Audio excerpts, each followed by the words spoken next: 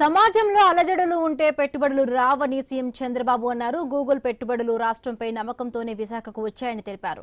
శాంతి భద్రతల విషయంలో రాజీ పడకుండా పనిచేస్తున్నామని తెలిపారు.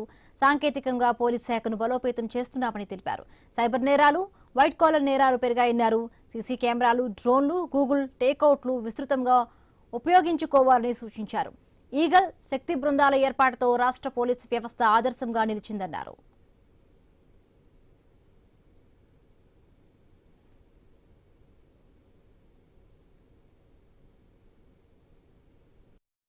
నిన్న గూగుల్ పెట్టుబడులు $15 బిలియన్ ఆంధ్రప్రదేశ్కి వచ్చిందంటే, వైజాగ్ వచ్చిందంటే వారికి ఒక నమ్మకం.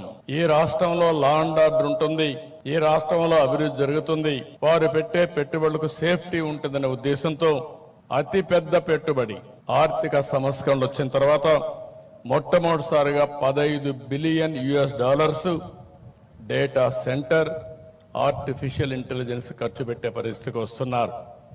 ఇది ప్రపంచానికే ఒక హబ్బుగా తయారవుతుంది.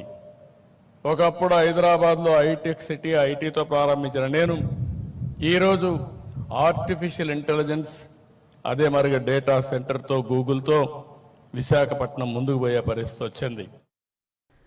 డ్రగ్స్, గంజాయి స్థావరాలను గుర్తించి పోలీసులు ధ్వంసం చేస్తున్నారని సీఎం తెలిపారు. సమాజంలో అశాంతి సృష్టించడానికి రాజకీయ ముసుగులో కొత్త నేరాలు చేస్తున్నారని మండిపడ్డారు. రాజకీయ కుట్ర, ఫేక్ ప్రచారాలు చేస్తున్నారని విమర్శించారు. కుల మతాల మధ్య చిచ్చుపెట్టే ప్రయత్నం జరుగుతోందన్నారు. శాంతి భద్రతల విషయంలో రాజీ పడవద్దన్నారు. విజిబుల్ పోలీస్, ఇన్విజిబుల్ పోలీసింగ్ ఉండాలని సీఎం చంద్రబాబు స్పష్టం చేశారు.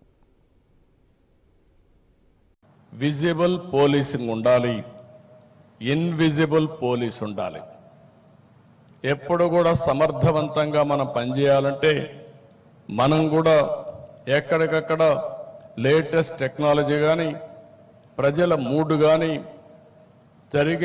జరిగే నేరాలు, జరగబోయే నేరాలని అధ్యయనం చేసే పవిత్రమైన పరిశోధనా కేంద్రాలయంగా ఈ డీజీపీ ఆఫీస్ ఉండాల్సిన అవసరం ఉంది.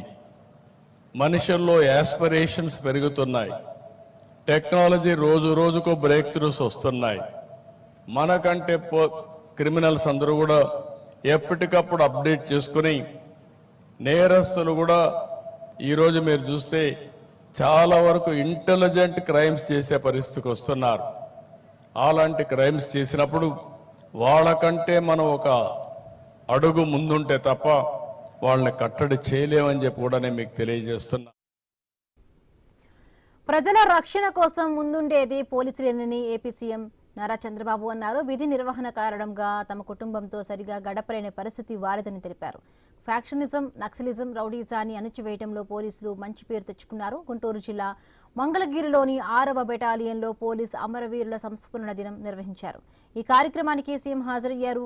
పోలీసుల నుంచి గౌరవ వందనం స్వీకరించారు.